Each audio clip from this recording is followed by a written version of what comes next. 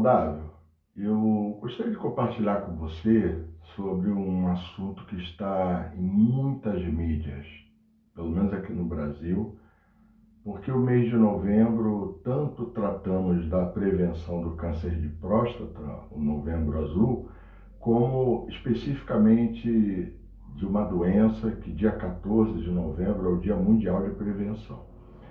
O conceito de saúde da OMS busca não tratar, é um conceito bem antigo, de 1900 lá vai fumaça, da doença, mas sim da prevenção, da qualidade de vida, de um estado de bem-estar completo. E por isso, antes de falar que doença é, se você não sabe, eu queria dizer que é uma doença, vamos dizer assim, muito triste, muito chata, porque mexe com qualidade de vida. Claro que mexe com a longevidade, mas por conta da medicação hoje em dia, alguém pode viver bem idoso com essa doença, com essa comorbidade. É uma doença crônica não transmissível, não é hereditária, pelo menos um tipo dela, tá? Já vou falar. E não é um vírus ou uma bactéria, é um hábito de vida, são questões relacionadas. Claro que há uma propensão genética. Tem gente que confunde, né? Uma doença genética com alguma propensão a uma doença. Pois bem, eu vendo essa matéria, esses noticiários, eles dizem assim: hoje esta doença comete pessoas com 25 e antes a média era 55. Há uma diferença aí, né? Um lapso de 30 anos. O que mudou em 30 anos? Mudou muita coisa, tá? Mudou principalmente a alimentação. Hoje, a indústria de alimentos consegue colocar no mesmo alimento vários tipos de açúcares. Antigamente você não tinha esse acesso. Então, quando a gente fala de comida ultraprocessada, nós temos que lembrar de bebidas ultraprocessadas. Sim, eu um dia fiquei assustado. Peguei um preparado, né, de iogurte, nem iogurte é uma imitação, vamos dizer, porque nele tinha sucralose, sacarose, galactose, lactose, fora vários aromatizantes, conservantes, aditivos químicos. Então, isso é algo que não tinha há 30 anos, né? Então, não tínhamos tantas redes de fast food, se não me engano, uma ou duas. Hoje são várias. Você vai numa praça de alimentação de shopping, você olha assim, meu Deus do céu, né? Algumas são comida, aquilo que é uma comida, onde você tem salada, onde você tem legumes, verduras, frutas.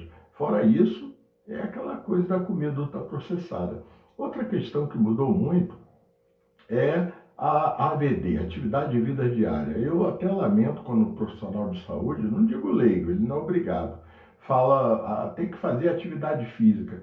Ele, na verdade, quis dizer, tem que fazer exercício físico, porque atividade de vida diária, atividade física, é tudo que você move. Moveu, você já está fazendo uma atividade física. Varreu, passou, engraxou o sapato, né?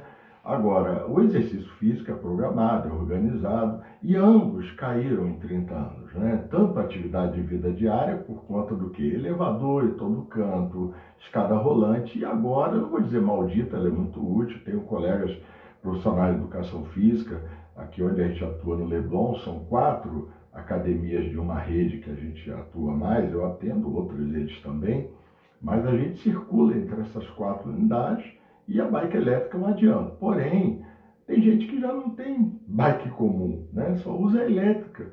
E há pessoas até que quando acaba a bateria tem um problema, o que ela vai fazer? Porque ela não sabe mais pedalar.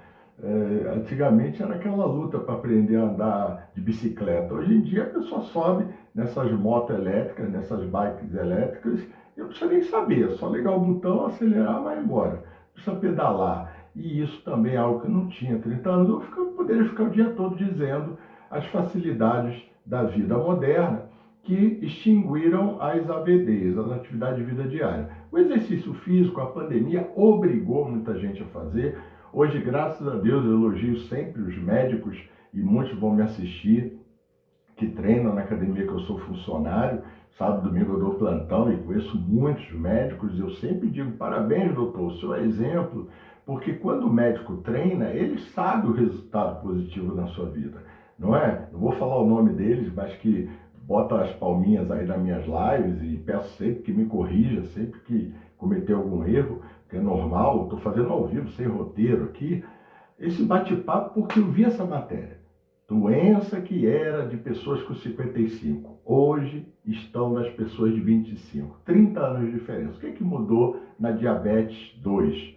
Repito, diabetes 1 é genética, a pessoa nasce com essa questão e aí tem que ser medicada desde muito cedo, uma dieta muito restritiva e ela acaba que essa pessoa tem uma qualidade de vida boa, porque ela já sabe que não pode, ela tem uma boa medicação. O problema está na pessoa que, por sedentarismo, péssimos hábitos de alimentação, né, até mesmo a falta de hidratação, sol, sono ruim, estresse, tudo isso descompensa sua questão glicêmica. Então passa a ter açúcar no seu sangue. Ora, quando a gente come, eu não vou dar uma aula de bioquímica aqui, mas basicamente a glicose, né, o açúcar, ele tem três destinos. Um é o nosso fígado, aí é o glicogênio hepático, ou seja, é uma reserva de energia, você está dormindo, você não está comendo. Então o corpo vai lá no fígado e pega glicose, transforma em energia para alimentar o seu metabolismo, o seu corpo, o seu coração. Ele continua batendo, seus movimentos peristálticos. Você continua movimentando o seu aparelho digestório. Então o fígado é uma reserva de energia do corpo e vai para lá. Outro é o glicogênio hepático, né? Quando você faz exercício físico, principalmente o de força, que é um exercício curto, você evidentemente vai gastar o glicogênio que fica lá no músculo. Agora, quando o seu fígado está empaturrado, pessoas já com esteatose hepática, a gordura no fígado, né? Quando ela não pratica exercício, então o músculo não demanda glicogênio.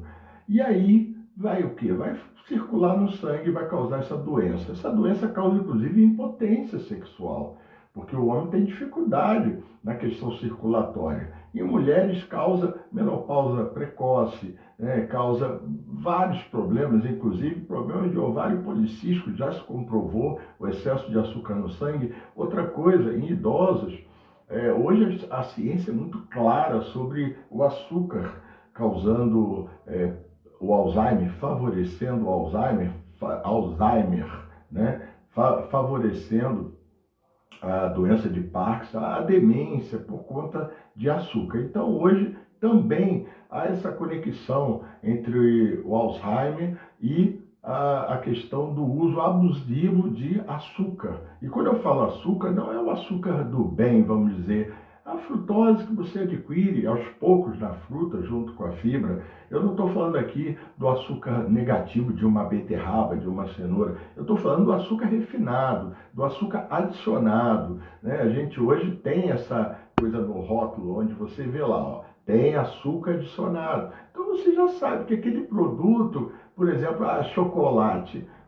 Se você quer chocolate, coma o amargo, porque se você comer o doce, às vezes é metade açúcar, metade cacau. Então, é mais barato, claro, mas não é o benefício do cacau. Eu tenho até uma foto que eu peguei no cacau lá na Fiocruz, né? A gente vê a fruta cacau e alguém dizia, eu sou viciado em chocolate. Aí você fala, e você come qual chocolate? Ah, eu como doce. Olha, será que não é o açúcar? Eu sou viciado em café. Eu tomo uma garrafa térmica de café. Mas vem cá, o seu café com açúcar? Então, teu vício é na dopamina que o açúcar gera, é um barato. É a mesma coisa que maconha, cocaína. A pessoa fica lá dopada, olha o nome, dopamina, de tanto açúcar que está no seu sangue e que dá, né? O cérebro gosta do açúcar, da glicose exagerada, e nós temos que entender que a diabetes 2 é uma das principais causas de morte no mundo hoje. Então, nesse Novembro Azul, pense não só em você, mas nos seus pais, pense nos seus filhos, sobrinhos, amigos, pessoas que estão abusando do açúcar refinado, que é uma coisa nova, não existia na natureza, esse processo químico de embranquecer o açúcar. A gente tinha lá a garapa, né? A rapadura, o caldo de cana, claro, é muito glicêmico, mas igual hoje em dia, olha, não dá, gente. Cuidado, você é seu maior patrimônio, Novembro Azul, previna a diabetes 2.